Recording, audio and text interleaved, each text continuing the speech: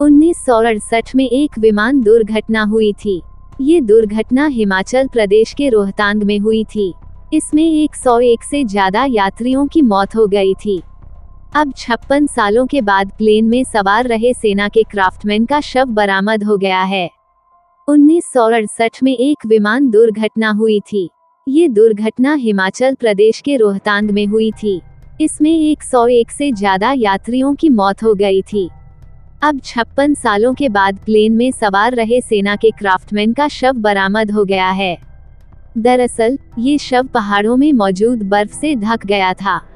कुल 4 शव मिले हैं, जिनमें एक शव क्राफ्टमैन का भी है। मृतक की पहचान थॉमस चेरियन के रूप में हुई है।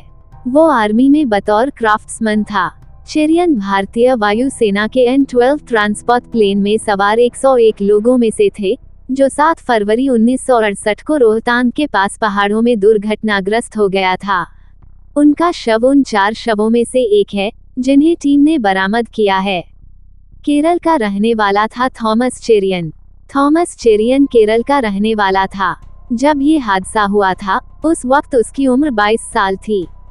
लगभग 16,000 फीट की ऊंचाई पर ढाका ग्लेशियर क्षेत्र से सेना के डोगरा स्काउट्स के नेतृत्व में पर्वतारोहण टीमों द्वारा ये शव बरामद किए गए। थॉमस केरल के पथानामथिट्टा जिले के रहने वाले थे। चेरियन के पिता का नाम ओडालिल थॉमस और मां का नाम एलियाम्मा था।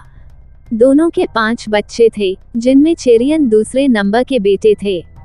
चेरियन पथानामथिट्टा में प्री यूनिवर्सिटी कोर्स पूरा करने के बाद सेना में क्राफ्ट्समैन के तौर पर शामिल हुए थे। उनके छोटे भाई थॉमस ने कहा, परिवार के लिए यह एक लंबा इंतजार था। कल हमें चेरियन के शव की बरामदगी के बारे में दिल्ली में सैन्य मुख्यालय से एक सूचना मिली। चेरियन की वर्दी की जेब में उनके चेस्ट नंबर के अलावा उनके नाम की एक आंशिक रूप से जली हुई किताब थी, जिससे इसकी पहचान करने में मदद मिली। हमें बताया गया कि औपचारिकताएं पूरी करने के बाद शव को कुछ दिनों में वापस केरल भेज दिया जाएगा। लेह में पोस्टिंग थी चेरियन की। 1968 में चेरियन लेह में तैनात था और चंडीगढ़ से वहां जाते समय ये हादसा हो गया था। थॉमस के पिता भेल से रिटायर हुए थे। उनकी मौत 1990 में हुई थी, जबकि चेरियन की मां का देहांत 1998 में हुआ था। चेरियन के परिवार ने कहा, हर साल 7 फरवरी को परिवार चेरियन को याद करता है, लेकिन हम लोग उसकी मौत की सालगिरह नहीं मनाते हैं। 2003 में बताया था कि चेरियन की मौत हो चुकी है। 2003 में परिवार को आधिकारिक तौर पर सूचित किया गया कि चेरियन की मृत्यु हो गई है। तब से ही उसके शव का परिवार इंतजार कर रहा था। हर 4 या 5 साल में सेना परिवार को सूचित करती थी कि तलाश चल रही है। पूरा परिवार ही डिफेंस फोर्स में है। ओडालिल परिवार के कई सदस्य डिफेंस फोर्स में तैनात हैं।